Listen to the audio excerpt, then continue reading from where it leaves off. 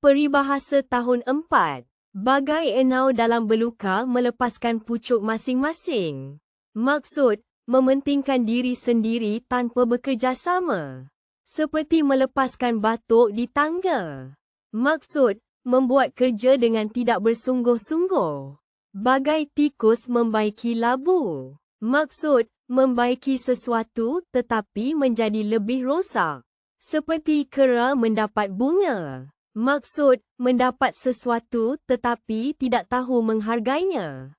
Bagai ayam bertelur di padi. Maksud, hidup senang dan mewah.